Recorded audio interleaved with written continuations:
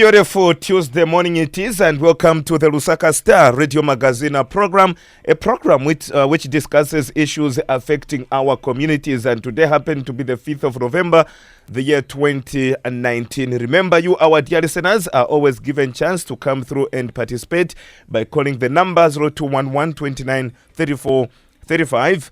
0211 rather 293435 for your live calls, your text messages on 0965830293. That's 0965830293, the number for your messages. And of course, this morning on the Lusaka Star, our guest is Mr. Michael Nkosi, founder of Youth Life Project. Mr. Michael Nkosi, to help us discuss youth empowerment. So we're looking at youth empowerment, and as I stated earlier, you, our dear listeners, you'll be coming through later on 0211 29 34 35 for your live calls, your messages on 0965 830293. Joining me in the studio is Mr. Michael Nkosi. Good morning, sir, and welcome to the program. Good morning, Mr. Lungu. Good morning, dear listeners. It is a beautiful morning indeed as we discuss this topic of youth empowerment. It is a very important topic, a touchy topic, especially that I'm a youth. It is a topic that is a game changer for a nation like Zambia. You are the founder of Youth Life Project. What is this organization all about? Well, basically, Youth Life Project, it is an organization that looks at the well-being of the youth, especially in the area of empowerment. Let me be quick to mention that empowerment is actually can be categorized. There is empowerment in education. There is empowerment in political lines. There is empowerment in psychology lines, and as Youth Life Project, the Youth Life Project, we have looked at specifically trying to change the mindset of the youth, understanding very well that they are the leaders. The future lies in their hands. We have decided to look into their well-being, look into their plight, empower them psychologically, empower them with a skill through education and business-wise. What do you think are some of the challenges that young people do go through? Wow. There are many challenges. There are many challenges because if you look at our nation, Zambia, today, one of the major challenges that the youth is suffering from right now is the fact that there is lack of political will to get to better the life of the youth. Apart from that, you realize that land in Zambia is something that is becoming much of a sensitive issue, because you find that in as much as we empower youth with skills, they will need space to trade on. They will need portions of land to do farming. They will need portions of land to elect their industry, their domestic industry, so to say. But now you realize that land currently is like hotcake in Zambia. It is going faster to foreigners. It is also fetching higher prices. As a result, you find that the youth is being left out in this race. So it is one of the major challenges. So why do you think young people are being sidelined? Well, basically, by and large, I want to believe that it is, I'll come again to the point of saying it is lack of political will. I feel it is a strategy that young people are being sidelined because, if I may quote from the Bible, the glory of a youth is their strength. And when you look at the people in leadership, not only in the political arena, but also in the social arena where we get to have maybe in communities and companies and stuff like that, you realize that actually youths are being sidelined simply because they want to have them at their disposal as tools. So they will either be used as tools of violence or tools in whichever way that is befitting to those particular people in leadership. So that's one of the major reasons why youths are being sidelined currently. So you are saying young people are being sidelined so that they are used as tools, and they are also used as tools of violence. Don't you think that is also lack of vision from the youth side of life? Okay, I think I'll best answer answer you, Mr. Lungu, by defining what empowerment is. You see, empowerment is simply giving somebody the authority to do something or to decide, giving them the voice. And as Youth Life, we believe that empowering a youth is giving them a voice. What is this voice that we're talking about? Now, before you get to that, because earlier you did indicate in your explanation that young people are being used, are being sidelined, are being used. Now, how can you use a youth who is visionary? Before we get to the youth empowerment, if a youth is visionary, how can he be used to the benefit of an individual or a political party or any organization without his benefit? You see, the saying goes, a beggar is not a chooser. At the end of the day, these youths, in their youthfulness, they still have needs. You realize that for the youths to be used in this way as tools of violence, it is because these youths are lacking. And because they are lacking, they don't have choice. They really don't have the authority to decide what they really want. If I come here and I say, I'm going to give you a 200 kwacha, all I need is for you to slap the producer. You are hungry. There's nothing in your pot. There's nothing in your pocket. You don't even know how you move from this point to the next point. Don't you think you have little choices to make there? All you want is to get that money so that you can do one or two things. Before you know it, it is just basically, money is just an example that I've used, but it is, they are being enticed into doing these things.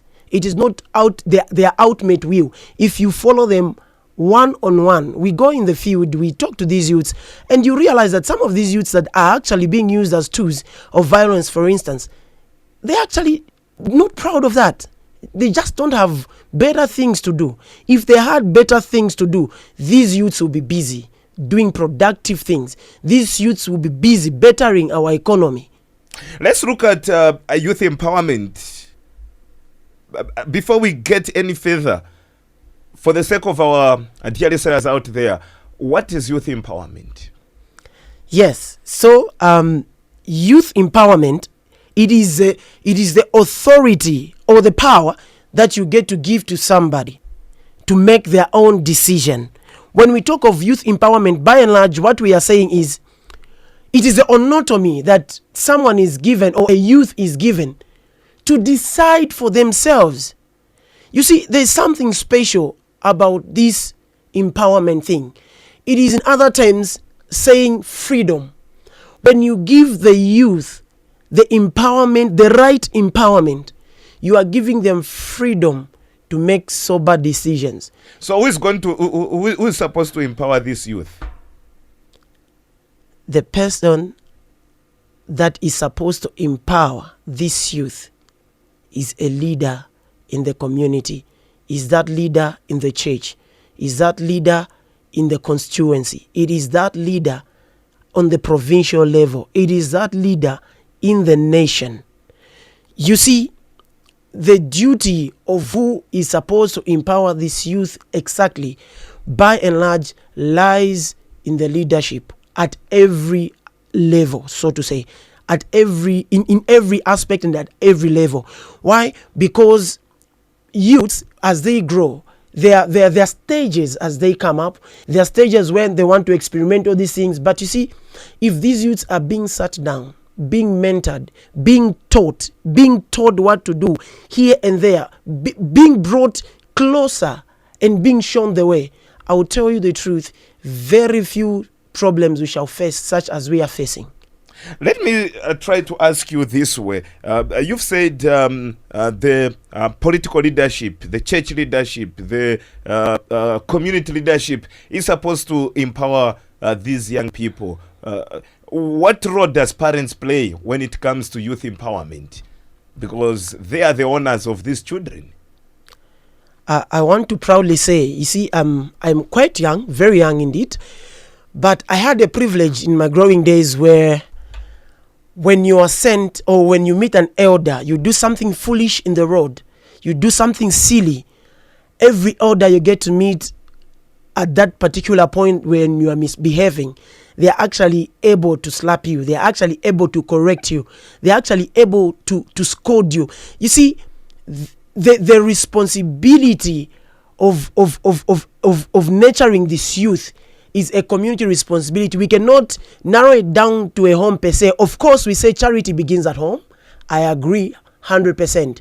But you see, it takes a community to raise a child. It takes a community, because many of the things that a child will do, they won't be in the house per se. So the parents will do their part, they will do their role. And we cannot just take advantage of saying the parents. It is our responsibility, because there are some of these youths who are actually head of homes. They are no parents. Some, they have parents, but they are absentee parents. But because some of these youths are parents themselves. Yes. There are cases of child-headed homes.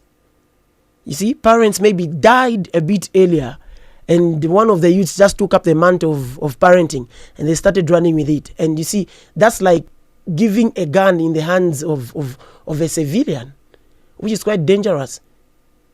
So in which way should young people be empowered? You see, young people, they are I want to say they are a special species, so to say, because these are people with excess energy to waste. These are people that are so excited and so hopeful. These are people that are still dreaming, by and large.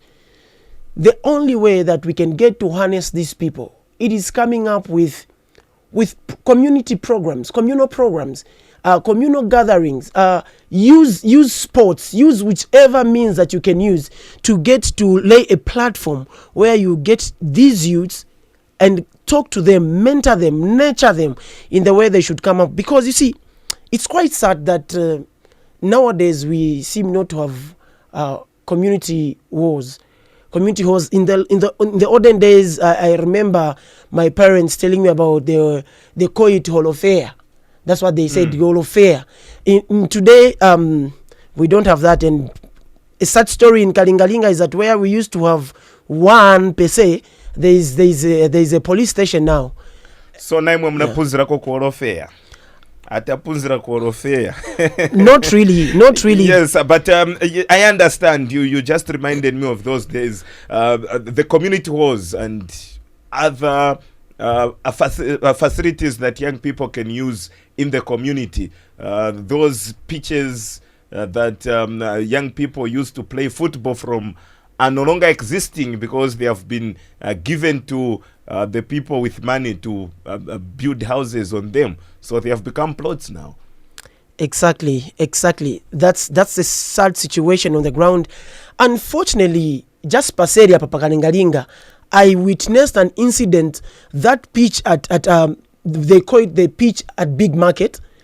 At one point, we witnessed an incident where people actually started demarcating the pitch, and there were foundations laid in the pitch.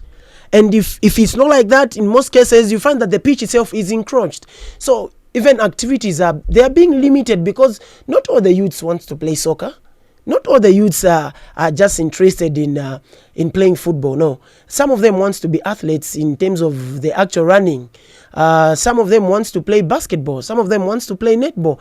By and large, they have to be stretching our point here is that pitches, we must have enough land for even further development, so that we are able to harness these people. It is just using anything that we can use as a tool to bring them together. When they are together, it is a platform for us to get to teach them our morals, so that we strengthen the moral fiber of the community. Is this the reason why we have a lot of immorality nowadays as compared to those days? Mr. Lungu, you still agree with me again, because the times that we were growing, we were most of the times outside playing. We'll come in when it's time for porridge. We'll come in when we called it 16 hours, and afterwards we'll watch MacGyver. If we did not have a TV, we'll go and peep by the neighbor's window, trying to just catch MacGyver. And I remember we'd gather in one house like this, the house that usually had a TV, to just watch Shaka around 22 or 21 hours, somewhere there. You see. And the tour of duty. Thank you. We called it 12 duty. 12 duty. Yes. So by and large, you realize that actually that is one of the reasons, because most of our youths, they are being brought up by TV. 80% of the content is violence or suggesting sexually, suggesting images, so to say, on our televisions. So now, when we are having a youthful generation, whose future belongs, who's the future of Zambia? I will tell you, it is a very solemn sight to even see or discuss, because it doesn't guarantee us the good future. We are seeing immorality on the rise. We are seeing a lot of things that are so negative on the rise, simply because life is so fast. I always ask this question, and I've been very much consistent on it. If you look at the young young women of 1964 and us young men of 2019, you notice some difference. I always give an example of President Kaunda. The time he was becoming the Republican president, he was 40, and he was imprisoned for about 5 years, if I'm not mistaken. And if you remove a 5 from 40, it comes to 35. Then you look at, when did he start fighting for Mother Zambia together with his colleagues? The first cabinet of Zambia had about the first cabinet, the eldest was about 42. The rest were 38, 37, 40, 36. The question I always ask is, what has gone wrong in this generation? Why are we so different from the Kaunda generation, so to say? Interesting indeed. You see, that's one of the major problems that we are facing right now, the major challenges that we are facing right now. Just right here on campus, how many graduates do we have every year? A lot. How many opportunities are out there for them? Minimal. You see, that also depicts the degradation of the moral fiber. Just out there, when you go to a youth randomly, just ask them to sing the national anthem, even just two stanzas, it will be a struggle. It will be a struggle, because you see, there's lack of patriotism by and large, because it's like the youth, batakatira, they are no longer interested in these issues of governance, in these issues, because in the first place, they are not even dreaming. How do you even dream of governance when you cannot actually afford to put food on the table? How do you even dream of governance when you are not even able to get your own tropical pata? You see, some of these things, they have dreams, these youths, to some extent. But you see, issues of empowerment, the issues that will bring about being self-reliance, they will bring about confidence, they will bring about all those things that will start pulling out the strings of leadership. But with the way things are moving, youths are wasting. And do you think they have time to even look at all those facts that we were just from discussing concerning the Kaunda era? No. And then also, there is lack of passing on the baton from our current leadership. This is a problem that has gone not only in current leadership, but from the time of MMD, I want to believe. We've had people saving, not that it's bad, of course we need to have them 1 or 2, 3 to just offer guidance to the youth that are coming. But in the roles of leadership, the youth are by and large not being properly engrafted. So as a result, they are being left out on a larger scale. You talked about a number of things, but you as a young person, you decided to come up with something, project. And obviously we know that the employment space is too small to accommodate every graduate. The question is, why are young people not being involved, for example, in entrepreneurship as compared to a situation where they wait for someone to come and employ them? You're very right. Not that really young people are not being involved in entrepreneurship. As a matter of fact, if you look at a lot of entrepreneurs, most of them, I should say 80%, they are youthful. They are youthful. But again, when you look at the population of Zambia, over 65% of our population is youth. So now, with such a picture, you are able to tell that actually the future of Mother Zambia is in the hands of the youth. But now, the government has done something positive towards that line, I can say, because I am coming from a setup of the, by then it was called Kalingalinga Youth Resource Center. I am a beneficiary of such a program, and I remember, if I'm getting the facts right, they were constructing about 19 more centers of such nature per se for youth skills training. But you see, they are not really enough, because 65% is quite a huge number, and the population right now, we are sitting at around 16 million plus or so. So now you realize that there is still more to be done in this area. We came up with the Youth Life project because of the things that we saw, the past that we went through. We had a choice, we had a decision to make. We could have gone either way, but we decided that because we are youthful, youth is at heart. Now, for a youth, regarding to your question, youth entrepreneurship, why are the youths not being involved in entrepreneurship at a larger scale per se? You see, there are many factors.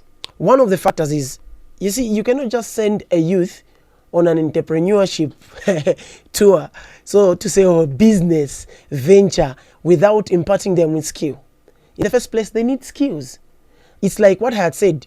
Earlier on, you were giving an example of the graduates which the University of Zambia is producing every year. And you did indicate that most of those people that have graduated from the University of Zambia, Copperbelt University, and many other universities, colleges inclusive, are out there just having nothing to do, loitering, moving up and moving around the streets. Now, these are the people that were at the University of Zambia.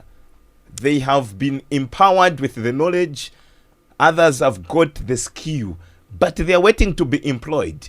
Should we blame the powers that be for their failure to find something to do when they have got the knowledge, they have got the skill? Of course not. But yes. What do I mean?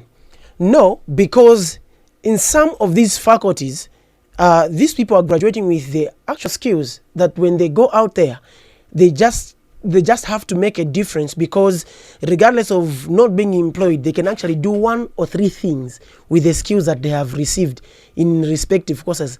But some courses, the way they are tailored, you see, they will not just permit you to just start up something abrupt, because they will demand that you get to do certain things, or you get to adapt certain things. And you and I both know that the cost of doing business in Zambia is really skyrocketing.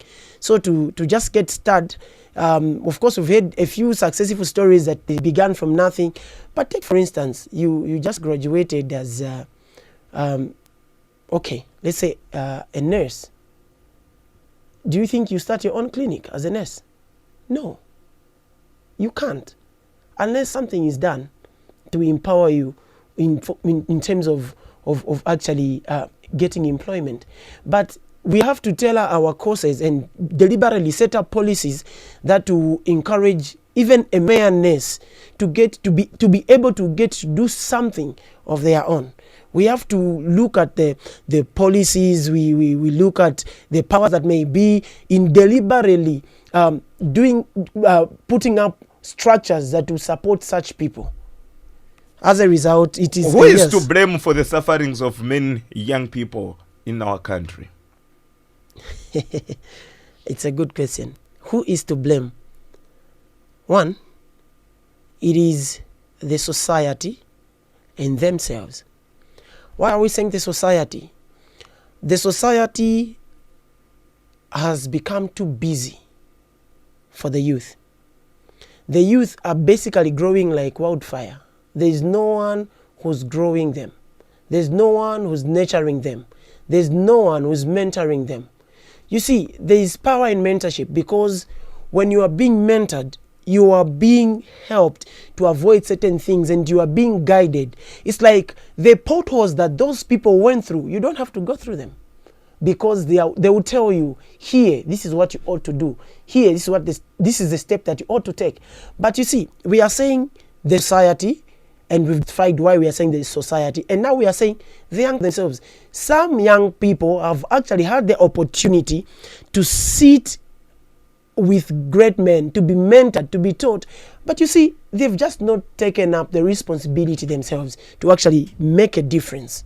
So can young people be trusted with additional leadership if at all they cannot take up that responsibility of being mentored by someone who is ahead of them? You know what? The truth is yes. Why am I saying yes? They should be trusted because, one, not all young people have not done the right thing. We've got quite a good number of young people that we can, whose examples we can cite. Take, for instance, we can cite the technical director FAS, Mr. Lyson Zulu. We can cite Alan Sakala. There are a number more. There are a lot of young people that are actually doing the right things. But you see, it's like you are a father in the house. You are not taking care of your children. You are not preparing them to be leaders. You are not preparing them to be responsible.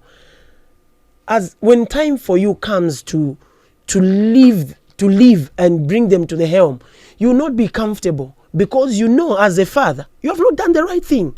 It's the reason why we are actually debating as to whether we should trust young people with the responsibility of leadership. Why? Because we don't know what their content is per se. But you see, if we had taken time to actually impart the right morals, the right attitude, the right skills in these young people, we'll be comfortable. Suffice to say that we should be able to trust them while we are still there. If you know, it's never too late. It's never too late. Young people should still be trusted because the leadership is still there. So maybe the right thing to do now is to start engrafting them into the existing leadership so that where we feel they are going off the rail, they are quickly brought back and being tutored to do the right thing. 0211 29 34 35 is the number for live call. Your text messages on 0965 830 293. This is the Lusaka Star Radio Magazine program, and I'm your presenter, Godwin Lungu. My guest is Mike Nkosi, the founder of Youth Life Project. Now, Mr. Nkosi, let's talk about your organization.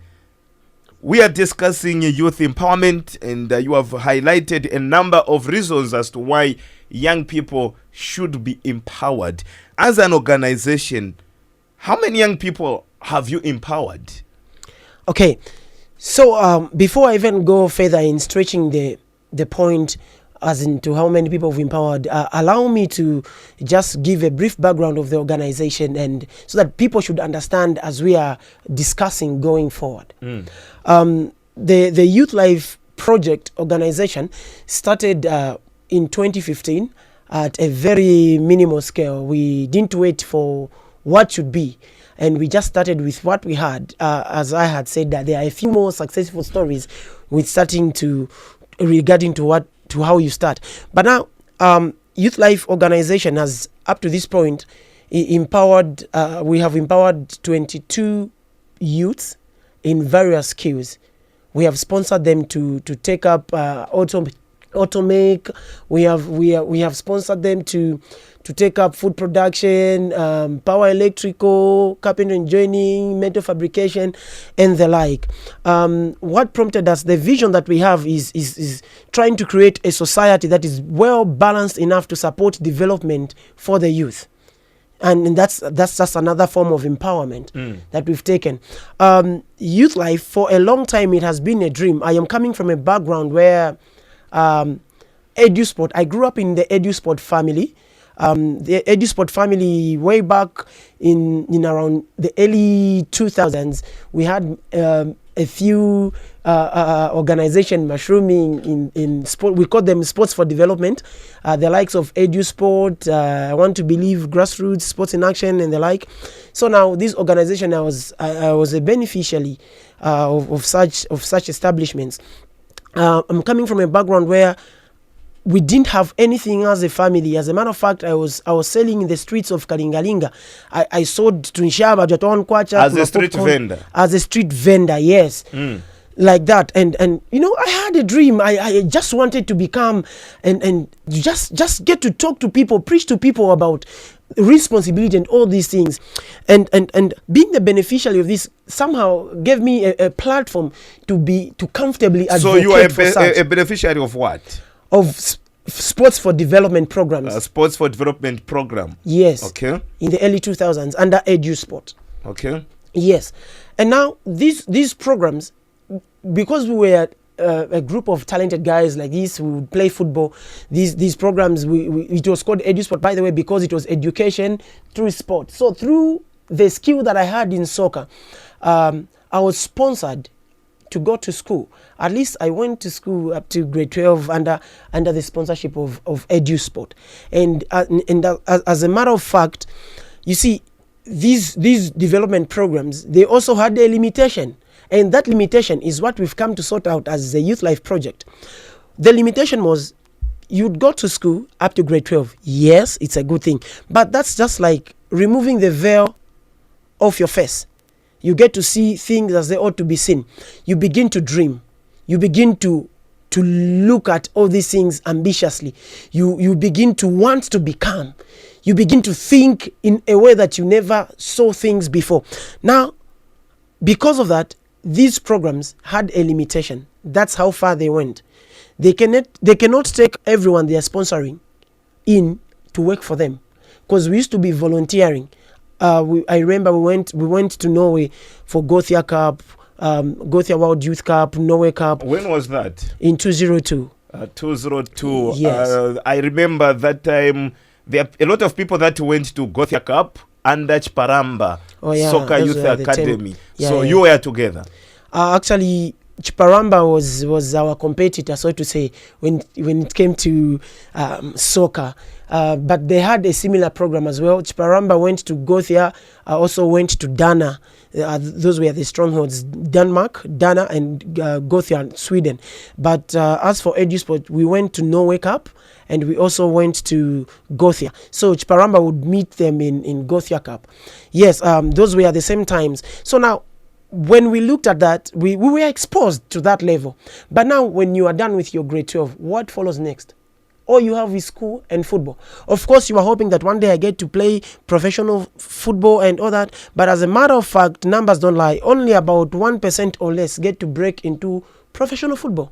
We've got a number of players. How many teams do we have in the top divisions? And how many players do we get? Do they really infiltrate to the top division? But at least we have under 17 now who managed to win even the COSAFA tournament. Obviously, that development by Faz under Kamanga will actually help a lot of young people are coming from that background like yours. It is because they are doing something right. Those results just don't come. It is because they are working something right. Don't forget that even Faz, they were so open enough, even when they appointed the technical director, Mr. Lyson Zulu, they said that they had this vision 2030 of qualifying to the World Cup, and they said, okay, if we are talking about 2030, which players are we looking at? These are the boys that we are looking at, and these are the boys that have impressed so far. And want to say that's a step in the right direction.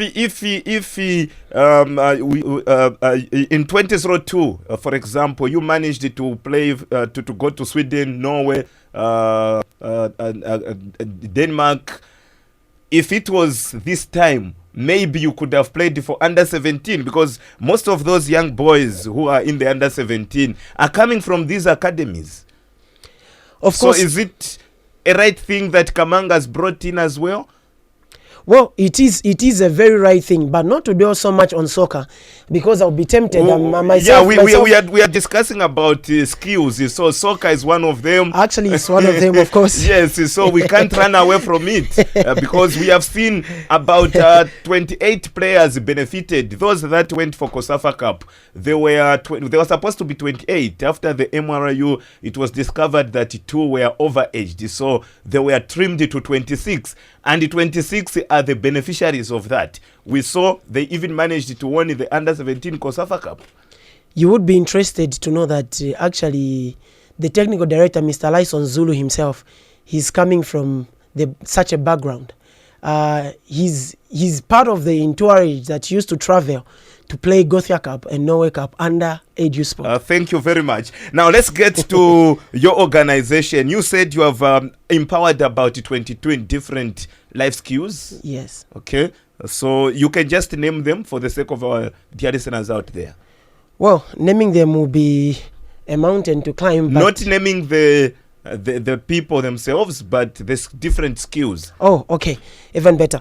As a matter of fact, we are very much interested in skills that do not really require you to get, when you are done, start looking for employment. When you are done with grade 12. We actually, our skills, our interest, a major interest, let me put this straight for the sake of the youth in Chazanga, for the sake of that youth here in Ngombe, in Kalingalinga, in Mtendere, Chawama, and elsewhere. We are interested in you as a youth, not as a graduate, as a youth in the first place. Whether you finished grade 12 or you didn't, you qualify for the Youth Life Project. We are calling it the Youth Life Project because we believe when we are dealing with youth, it is an ongoing thing. It is a project. Yes, these skills, they are categorized under TEVETA. There's category 1, category 2, and category 3. If I may explain these categories, category 1 is for those that is, if I'm not vice versa them. Category 1 is for those that are just able to write their names. If you can just read and write, you are still eligible to actually enroll for these courses, for these skills training. And then category 2 is for those that went up to grade 9, or they went up to grade 12 but they just didn't sit for their grade 12 exam. And then category 3 is for those that actually went through grade 12 and wrote the exams. So if you see how they are classified, it simply means that almost everyone has been accommodated here. All we need is for you to have a skill. We are not interested in you kukamba chizungu. No, we are interested in you being able to get a skill that will enable you to go out there and make a difference.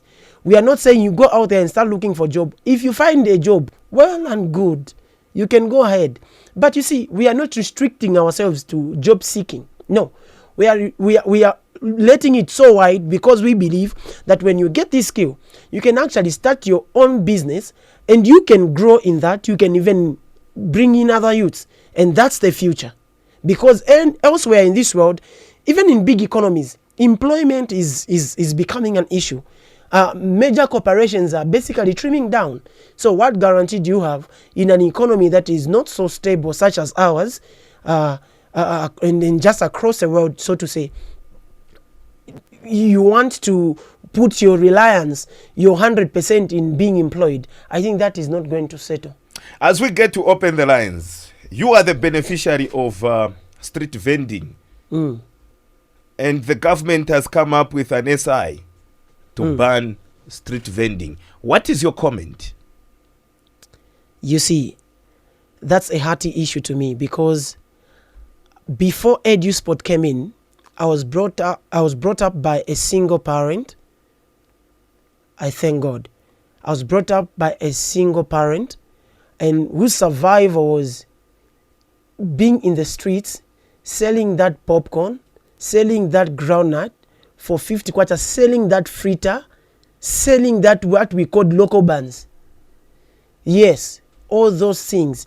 And now the government has come forward to put up an SI over street vending. Well, I honestly don't think it is a very right thing to do. You can only do that, in my view, I can only permit the government to do that if they have given alternatives. They should be able to give those people jobs.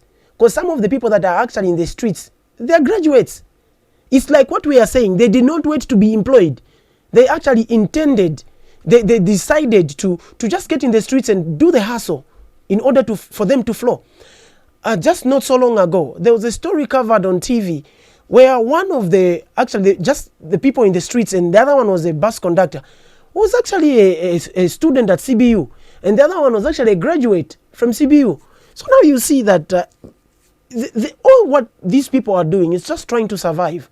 What the government should have done, in my view, is putting up an SI, not exactly an SI that would deter these people from being in the streets, but to help these people upgrade their businesses to a standard where they will be able to extract revenue, and put up a few measures to ensure that these people actually maintain the streets and be clean.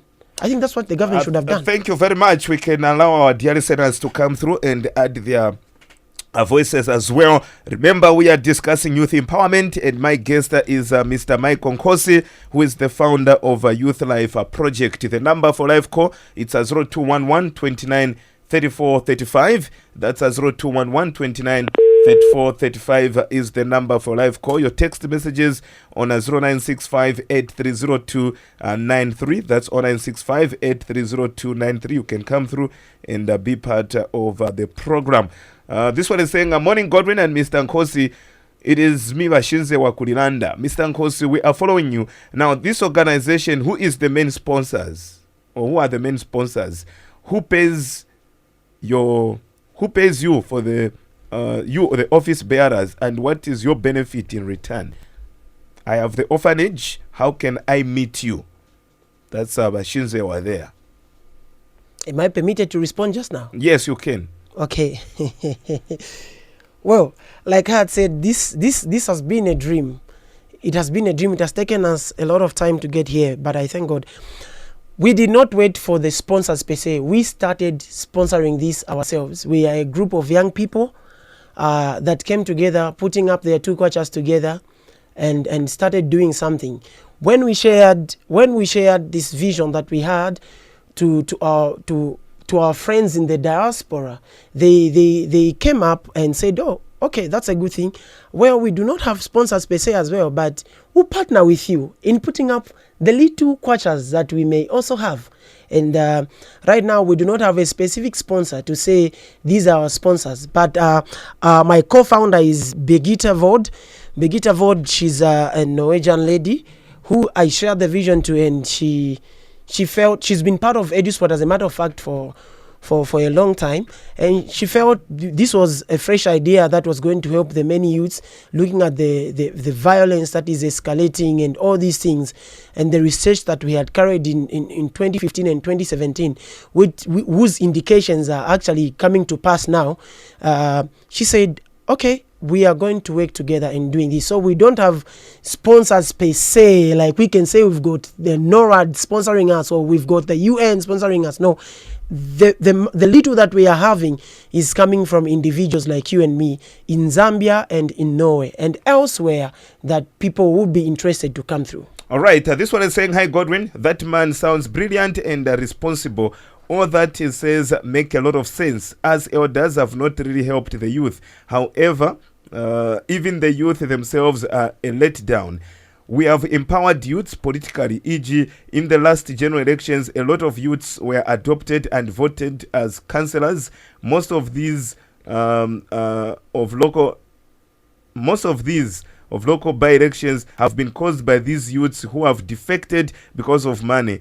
By that, youths can't be trusted anymore. So Mr. Yongwe there is saying that we are having by-elections because of the young people who were voted for in 2016 who are now defecting, hence causing unnecessary by-elections. And for this reason, Mr. Yongwe thinks a young person can't be trusted. You see, what he's saying, well, not really that I disagree, but fruits don't lie. In youth life, we actually believe that fruits don't lie. You and I will not test a mango, like I have given this example in several platforms, will not test a mango and say the tree is nice or it is bad by its looks. No. We'll test a mango, and going by how that mango tastes, we'll be able to tell that this is a good tree. Regardless of how it looks, we'll be able to tell that this is a good tree. You see, the youths are jumping, they are frog jumping from one political party to the other. I'll tell you, it is because responsible people such as himself have not taken the time to actually sit down with these people. Imitikula impanga, is it not what they say? Imitikula impanga. But now, if imitikula impanga, and we see our bushes are not now behaving the right way, who is to blame? It is them that we are supposed to sit these people down. However, like I said, it is not too late. A few youths may do that, but like I had said in the preamble, let's bring them, let's sit them down, let's tell them the way to go. Because you see, this jumping also in the long run, they are cutting their political lifespan if they endeavor to stay in the political arena for some time. 0211 29 34 35 is the number for live call. Good morning. Godwin Mwakabwanji. Iseta ukabwino by office. Yeah. Bankosi Yamakosi. How are you? I'm fine, thank you. How are you, sir? I'm very fine. Zina imveka mongani yao kwasu kwa ngoni huko. Baja bamene banyamura vinkoli baja. Anyway, that is a good program. And I think young people will get inspired by your zeal and determination to make sure that you help and empower yourself and empower some youths. Some of the youths have lost hope, not because they are weak, it's because they don't have opportunities to raise money. Very true. And this have led to a lot of misery because the way our education curriculum is crafted, I think this has also let us down. True. You find that many at all times we have learned to be employed by others. We haven't been taught how to be entrepreneurs. And when UNEP came into government, it was like spoon feeding. Whether you fail grade 9, you fail grade 12, you find employment, because at that time, there were a lot of companies which were employing even those who are not educated. But when we are in the global world, things have changed. You have seen now how computers are taking over. Machines are taking over. Yeah, even people are being laid off from their works because a machine can do that work. Just imagine whereby a machine can pack and including selling. In some countries, you don't have to even pump fuel in your car. Yeah. You just go to the filling station, everything is done automatically. So, for Zambia, for us to be where we want, I think we should make sure that we inculcate our young men with entrepreneurship. Since a lot of companies were privatized, there's nowhere these youths can go. You were talking about street vending, whereby you find a lot of graduates there. It's because they want to make money. Maybe sometime they will become their own bosses and In employ conclusion, others. Mr. Elvis. What are you saying, Mr. Godwin? In conclusion, we allow others as well. In conclusion, today, Godwin, I understand Mulina Mapoti Yambiri. In conclusion, I would like just to encourage you, Mr. Nkosi, also the Kerapamene Apa, make sure that Mutandize Bantu Bambiri, because I've seen that you have got the heart for the people. And these are the youths who should also involve themselves in the politics, like you. We have Crispin Chinda, who has involved himself in the politics and is helping a lot of people. That man should deserve an award because he has helped a lot of people, more than even these politicians who are in those posts. I thank you.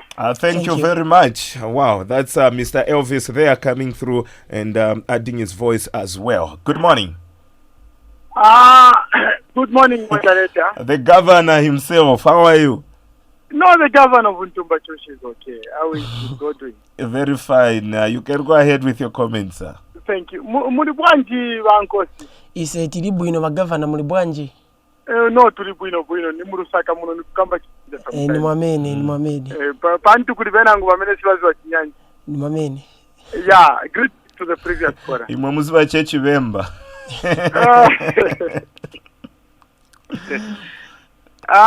An environment has been created by this government where every organization that are genuine, that are honesty to each people are able to operate freely. That alone is enough for a youth who is brilliant like you, to perform. However, the moderator asked you who are your funders. I missed that one in your answering. Okay. I'm also reminded, panel, that because of privatization, a lot of youth lost hope. People lost their parents. People's parents died like cockroaches. I tell you, it was a bad thing because of privatization. Some people who took part in this, they never thought that at one time they can run for office. But nevertheless, that is in the past because Edgar Chagwalungu is putting up this country together. What are your plans for the youths in Ntumbachushi? Have you been to Ruapura, where I come from? Have you been to Northern? Have you been to all these parts? Because, you know, we would want the youth to be sensitized. We are where we are today because knowledge is powerful. We are able to communicate with you because my mother, in her own little way, took me to school and I was able to obtain some knowledge and wisdom added that was given by the Almighty God. So what we are saying is that we have youth who are crybabies to say, he who doesn't go to school should be strong. He should be to become a garden boy. In conclusion, sir. In conclusion, what we are saying that an environment that has been provided by the government of Edgar Chagwalungu can only be appreciated by that youth in the studio. I thank you. Thank you very much. So the questions from Tumbachusha that have you been to Northern Province? Have you been to Central Province, or you are just based in Lusaka? Possibly before we continue with the cause, you can get to answer that one. Actually, I will start by stretching who our funders are because he said he was not so clear. And I want to believe there are many others that are still not so clear. We are an organization that has existed for 2 years, and in our infancy, we are yes, when it comes to financial support, we are at a level where we are not doing so fine. We are limited, so to say, because we would want to, there's an overwhelming response from the youth. We would want to do so much more, but we can only do this little because of the funding. Our funding currently comes from nowhere, not from any established organization per se, but through friends that are able to put up a few resources that they have to who we share the vision to sponsor the youth here in Zambia, and not only Norway, even here in Zambia. Even myself, the little that we are able to make in this land, we are also able to put together and do one or two things. I've actually not been to many areas, but as a matter of fact, I know Luapula very well because that's where my mother comes from. Yes. Suffice to say, I'm a Zambian. I've been to many parts of Zambia, including Southern Province and these other areas. We want to do so much for the youth because we believe in the youth. We believe that the future of this nation is in the hands of the youth. Fruits don't lie. The fruits of violence we are seeing today, it is because of the neglection, the negligence that we gave to the youth a few years back. And if we get to do the right thing now, in the near future, we'll begin to enjoy good fruits. So these bad fruits that we are talking about, saying the youth is a letdown, the youth is what? It is because of the bad seeds we had sown. So if we can begin to uproot those bad seeds and sow good seeds now, then in the near future, we'll begin to applaud our youth. Thank you very much. And earlier you did mention that you have actually empowered about 22 youths with life skills. Yes. How are they doing now? Have they completed, or they are still under the training? So out of the 22 youths, 18 have completed, and as a matter of fact, just on the 21st this month of 2019, we are graduating about 6 who are completing, joining the 18. Joining the 18 years. So the 4 will be completing in December. They'll be graduating next year. They are part of the 22. Then the 6 completed earlier. They'll be graduating. And among us, the 18 that are, the 6, by the way, are part of the 18. So among us, these 18, we've got some that are working, some they're just doing business on their own, and some they're still settling their foot here and there. We are with them all the way, and what we've done is that these youths, we've made them our ambassadors. So we may not be everywhere, but at least by and large our base is becoming wider by the day. So others are already working? Others are already working. Others are using the skill to do business. So others are in doing their own things. Yes. They are into entrepreneurship. Yes. All right. That's Mr. Nkose. They are the founder of Youth Life Project. We are discussing youth empowerment with him. Good morning. Yebo mwami. Yawa mwami Karenga. Inde wakabwanji balwendo. Taukabwino kayaweve ba mwami. Inde taukabwino isi. Chazo na nchakuti pa kuta empower mayuthi ninkani osendela pamoja. Yambira pansi kwenda kufika kusogoro kumwamba. Problem iko iti nawo nyakuti vambiri mayuthi wafunati vangene nchito. But izakira ko yovuta mlandu timaona ma protest ma country beyond kuambira ku China, America kuti kumanka ma protest ya government ya kile kelela nchito kulibe bwanji. But problem iko nyakuti tena kutandizana mandivi mu family maona ka muzapeza tiwina ni olemera ni minister ni MP but bajabepwa bake baja mpeza tibavutika bakena ngona bana talent yote kapena angachiko business hiyo kapena angachiko vina mpamina ngachite maona but kupeze kati sababa tandivila entyambo complain kutaka mbona mafurena zo bachoka mu countries yena nganga marwandizi babwera muno marwandizi amabwanya bantu nakabagi so chabe atira kuli mzake kuja mzake basenza naye mtu goka shop naye pajambo ustafu naye futa mzake batandiza na so chabe maona ka even mafurena za Chinese la mwenye nchimazi moja kama funa kuona mzake avutika ndio kama ati babaitwa blue wao ndio ongeza kitu simazame ntivutika so mafuna ati blue atavutike ndio problem ilipo maona ka ndio futina kumzapeza tibenangwa na talent ya business kapena talent chabe amina kufanya football kapena ni boxer but sana saazi yote adnaija gift so ankalira pa gift paja pa talent pa ankalira that means mulungu naye amatandizila through talent muntu wonse nampasa talent yake abananga sevenze but ngachakusa hii uzinga ankalira kulipo menanga indire pasogolo maona ka so chikulu 20 vitandizana benangu mpezalia hii onani maforena babospoka nchito onani even ma politicians baita insult ma foreigners badupeza ki even muntu ole mila blue bavutika balibe tibalo nacho pote batandi kusirizisa mwami Karenga inde so nga chotika kilekelela na mjira choncho kodi ngankani okondolesa hiyo tentanzane tentigulizane fuko mkwambili. Thank you very much. 0211293435 is the number for live call. Come through and be part of the program. Good morning. Good morning, Mr. Lungu. Yes, sir. Give us your name and where you are calling us from. Moses. Yes, Mr. Moses. You can go ahead with your comment. Uncle Mauka. Taukabwino mwakabwanja Mr. Moses.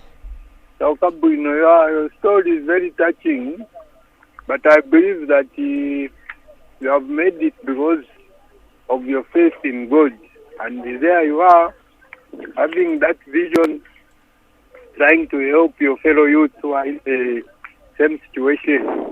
And I believe that with such young people, Zambia has got a bright future. My advice to you is that you should not do not be tempted, to align yourself with these political parties, because the moment you do that, then they are just going to use you and dump you like that. So for me, when I hear such young people like you, I feel that we are going somewhere as a nation. Just stand up and believe God, and I think that like Achikupirojan Mamurungu, they are going to help you. So never should you have that temptation to say, okay, kaidi now tazili kamanje, join a political party or join our azako nonga njabe ndiye mwamine wali ma politicians. Mwame makambira pachiambi paja, kutuwa mafuna chabe sometimes to benefit from you young people. Maimba manyimbo ya forward dununa for us you are dumped like that. So my encouragement to you, I think look forward. The future is so bright for you. God bless you, my brother. Thank you. Thank you very much. That's Mr. Moses there, of course, advising you not to be tempted to join political parties. 0211293435 is the number for live call. Come through and be part of the program. Possibly you can respond to some of the comments that have come through. It is the Youth Empowerment Program. It is the Youth Empowerment Project. It is all about the youth. You see, it is a pity that when we are discussing the youth empowerment, it is just a topic like this. By and large, we cannot separate politics from the youth. And not that I'm going to join politicians or do what, but you see, it is our interest because we are dealing with different youths. And we follow these politics also so that we get to understand what is in need for the youth. Our interest, it is to see that in every sphere of this nation, the wellness of the youth is properly secured. Our business to the core is to see that those policies, they're actually also catering for the weakest in society. Our interest is to see that our youth is not only being manipulated to killing their brothers, their sisters, to killing their business partners. Because you see, regardless of the political affiliation, by and large, skills do not know language, do not know tribe, do not know parties. Skills, if you are a carpenter, you are a carpenter. Maybe the skill that you have and the skill that I might have, we may complement and come up with a partnership that will actually propel to greater heights and be able to bring in other youths. So the reason why we follow these politics, by and large, it is not because we are seeking for office. No, it is simply because we are safeguarding the interest of the youth. Thank you very much. So you also do checks and balances on these political parties? Of course, we do, but not at a greater scale. We do, I would say from a third person, we want to believe that going forward, we can only, like so far what we've done, we only speak when it is really necessary. When it is really necessary, we are not a political party. So we don't want to argue as they argue. We are going to argue on issue-based. We are going to argue on youth-based. We are going to argue on things that we know they are really genuine. No, not just on rumors, not just on hate. No, we are just going to argue in safeguarding the interest like we had put it first. Thank you very much. Let's see if we can accommodate this call. Good morning. Yes, good morning. How are you? Fine, and how are you, sir? Your name and where you are calling us from? You're talking to Brother Morgan. Yes, Brother Morgan. How are you? Are you from Baureni? No, I'm on Makeni. Makeni. Okay. Makeni Samuelson side, yeah. All right, you can go ahead with your comments, sir. Yeah, so, the issue of entrepreneur and street vending is about, yes, I've been going around the Soweto market and you see, some of them you will find that they have got a degree, speak good English, but you find that they are selling stuff. Why are you selling Saraula? You got good paper. Because you find that he says answered that no, they haven't yet found a job, so that's why I'm doing my own business.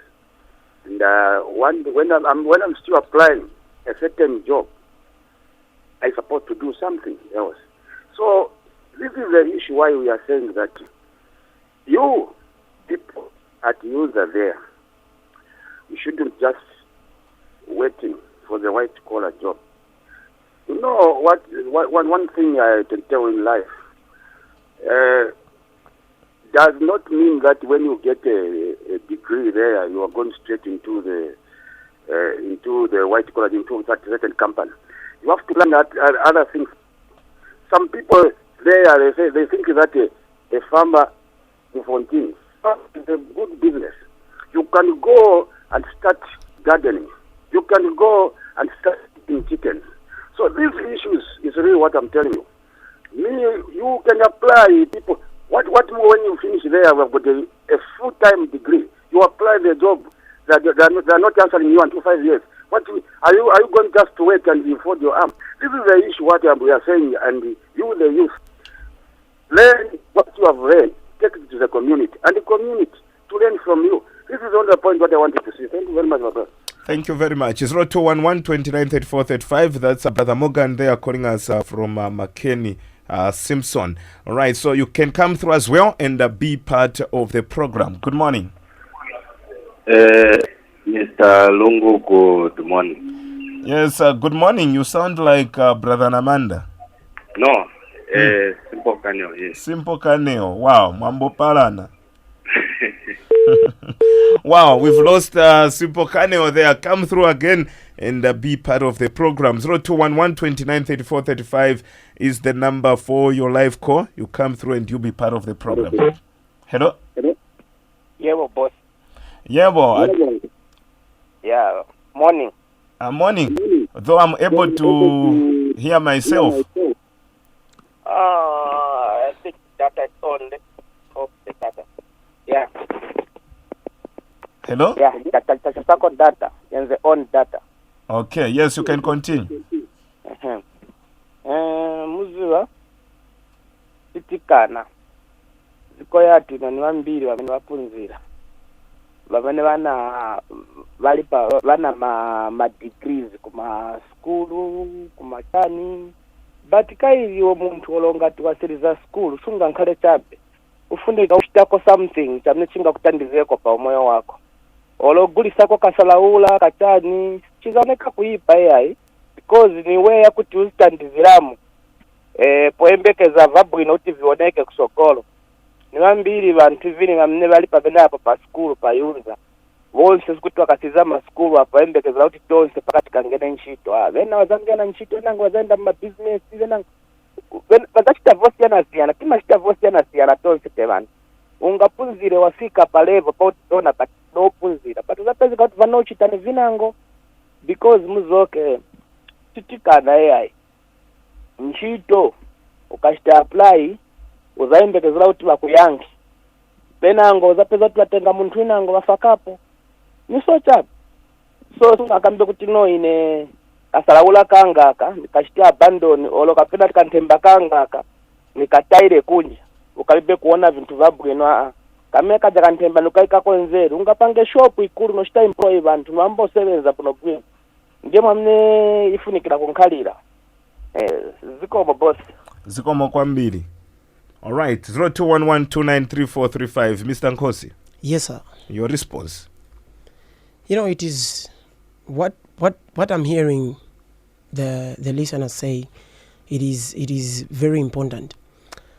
You see, in our educational system, if I may just comment about that, not that I'm an academician, but you see, things that come out of it, they affect everyone. They don't look at you as one that really graduated from UNZA or you are just in Kalingalinga here trying to survive.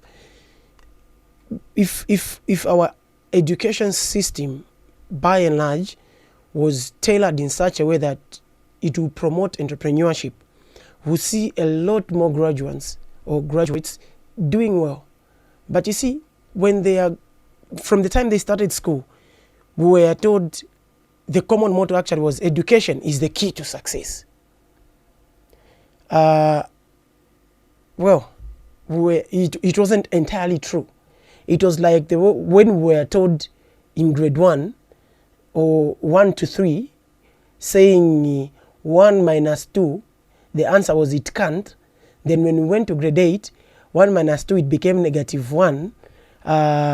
It is how I'm looking at, or rather relating to these mottos that would say education is the key to success, what. You know, I want people out there, the youth out there, yes, you may not be in need today. You may not be one of the people that feel maybe I'm not the one that is targeted for this project.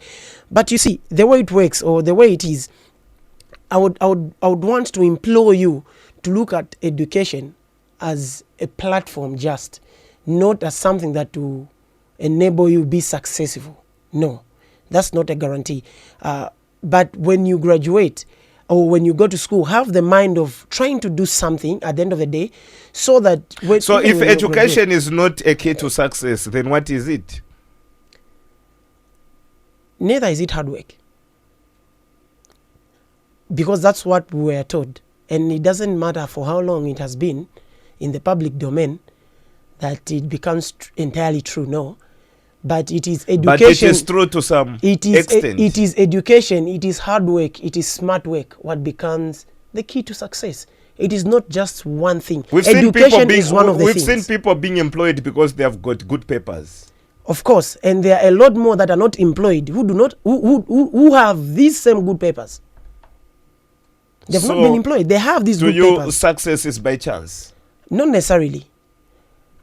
Education is just one of the main things that will help us succeed. Thank you. Let's see if we can get to pick more calls. Mr. Nkosi, your time is coming to respond, and we get to the conclusion of the program. 0211 29 34 35. Good morning. Hello, good morning. Hello, morning, sir. Yes, morning. Your name and where you are calling us from? Yeah, Sweet Boo on the line. I'm calling Dini Munari. Yes, Mr. Sweet Boo. Yeah, mabosi makabanji. Ata ukabwino kaimwe bali bwanji. Wakabwino. Mabosi nkani ya mkamba yo ni abwino. The different ya tuona mno Mzambia ni yakuti. Zambia na like ama foreigners amewa machoka okuwabolo chita business muno. Tusiana bevi vamabwela ndrama. Maona? Babwela na ndrama. Then akabwela na ndrama. Then asegura ija shop inkala ndiye nyumba. And you are picking. Manje look at here in Zambia.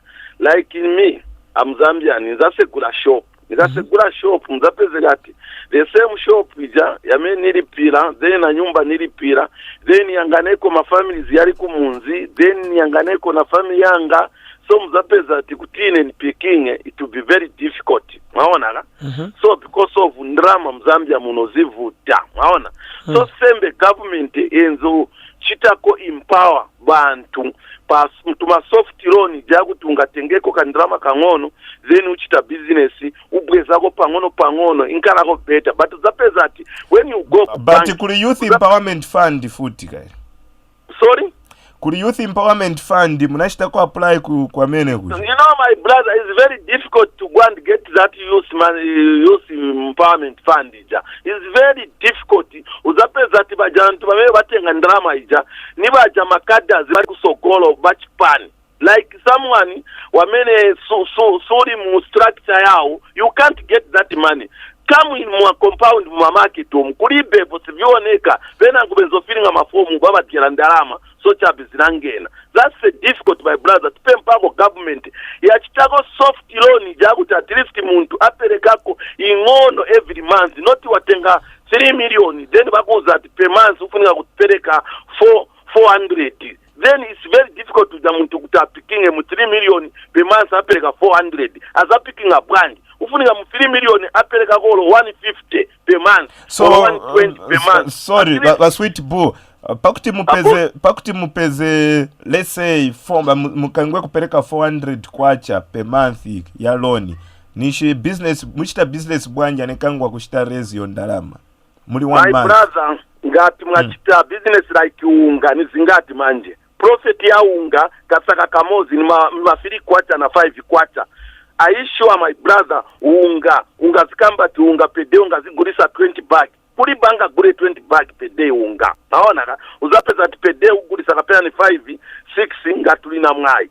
So manje kutuga kwani seja ndrama niriti unga ivuta kupeza ologurisa repu urese lepu nishini zingati pamene upanga olo carpenter light now. So niyo vuta mno Mzambia kutu pikinge bwino light down niyo vuta tufuna government at least yatandizirako bantu kuti azibwezako ndalama ingono. Sasa ma foreigner kwamene bachoka babwera na ndalama beve baja sibabloka babwera na ndalama manje pe Zambian kulibe monse utiemo utandizeko bali kumunzi mukusirizisa Sweet Boo.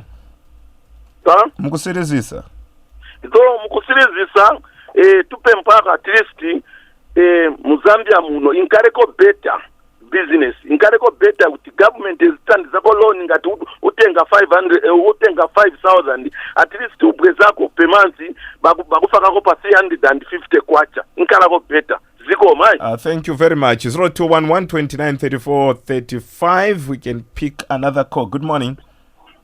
Good morning. Yes, Pastor Mtale, how are you? I'm okay, sir. And you? Another entrepreneur calling there.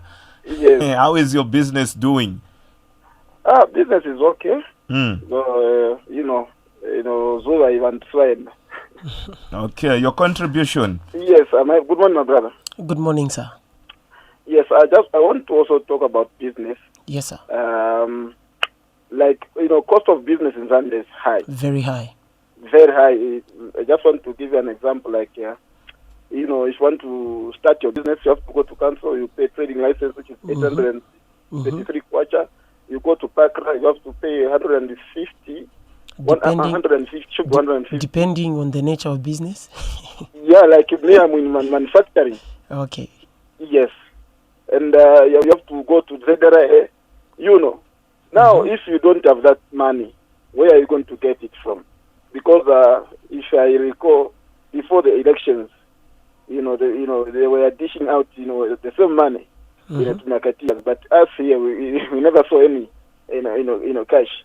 So, we're appealing to the government to look at, the cost of, business. That's what we are crying. And we add up, Vesco also is, it's expensive. Like us, we are paying, commercial. Commercial is, it's a bit expensive. So, that's a challenge we are facing, my brother. So the youths are crying because of the high cost of, doing business in Zambia. So what is your comment on that one? Where can you help the youths? Where can you come in and help the youths? Thank you. Thank you very much. Let's see if we can accommodate another call before you come in, Mr. Nkosi. Good morning. Good morning, Dr. Zambia. Yes, Mr. Study, how are you? I'm okay, my dear. How are you? Very fine. You can go ahead. Good morning, the brother there. Good morning, sir. Yeah. First of all, I want to say that, every time or even when you want your children to do well, you need to give the good environment. What am I trying to say? Government is a major stakeholder to see that there is a good environment in doing business. Doing business in this country, it's very difficult, my brothers there. It's very difficult. It's not easy. Why I'm saying that, like even the previous caller, my brother, who was saying, just a small business. I'm working, and I'm also a businessman. You are trying to manufacture. I was even one time I wanted to brand my thing, and you find here because you're still limping, you don't have enough money. They found your product, maybe some of in the supermarket. Again, they are throwing. They want those outside instead of local product. So even when you say, okay, it's fine, let me go in the bank to borrow something, just there, see how much condition, and I don't know what you can say. It needs to be even a channel, banks that should even see what type of business that particular person doing. If we give a loan, what do you want to do? But in this country, there is nothing. If I'm a cadre, I will be able to access the money. But people like graduate from UNZA, like others have already alluded, they are suffering, they are wallowing. Here is Godwin Rungu there. He's a professional journalist. He can apply to say, I want to open my own studio or my own radio. Just to go, because he's got skills. He can do it. But you're unable to get, In conclusion, Mr. Study. Yes, in conclusion, I just want to say that it's only the environment which is not good. When we have the good environment plan, then we we are going to see that Zambian are strong people. I don't blame Zambian. They are very sharp. They are very innovative. But the environment of business and lack of leadership. Thank you. Thank you very much. 0211 29 34 35 is the number for your live call. Come through and be part of the program. 0211 29 34 35. Good morning. Yes, good morning, sir. Though you are too faint. Yes, I'm Kasoka calling you from Zambia. Good morning, the guest. Good morning, sir. Yes, I just want to say this. Recently, the Permanent Secretary for Higher Education, Kayula Siame, lamented that most of the graduates, coming out of universities are only, graduating without the proper skills. Or, in short, she was saying that their degrees appear to be, contrary to what they exhibit at the workplaces. So, in your opinion, are the degrees that you are getting genuinely obtained or what? I thank you. Thank you very much. I was trying to put some messages which we have received from the UNZA Radio Facebook page, but technology is actually failing us. You can respond, Mr. Nkosi, as we get to conclude to the program. From the previous last three callers, we had serious issues that they were mentioning. But just giving an answer across, it's true, the government is a major stakeholder. But in our 45th minute into this program, I did mention that some of these things we need to come up with deliberate policies that will favor the youth, deliberate policies that will favor the indigenous people. I was glad yesterday when Mr. President actually tested Kawambwati. He did mention, he encouraged that Zambians should buy local. So those of you that are saying you are in manufacturing or your products, you want them to be in supermarkets and all that, I'm thinking he said something in your line. I am only hoping to see it implemented, because I think that's where we get to have a problem as a nation when it comes to implementation. We've got good programs on paper, but coming to them in manifesting, they are indeed very disappointing how they really span. But also, coming to the issue of the graduates having degrees that they feel that the output in the industry is a bit lukewarm. I want to believe that that's by and large not a problem of the graduates. That is the problem of the curriculum. It is because our curriculum is tailored in such a way that, imagine if a company would say the graduates are not giving us what we expect from them when they come from school, then how much more in business do you expect such a one to actually start up something in the streets in line with what they studied? No, that simply shows that they are not getting enough. Or if they are getting enough, then they are just bad eggs. Or better still, it also exposes a lack of a good curriculum and also a lack of serious laboratories for practical. I want to believe that some of these things are in the practical sense. So I think we need to just up our game as a nation if we are to make this nation, the future of this nation great again. Because I repeat, the future of Zambia is in the hands of the youth.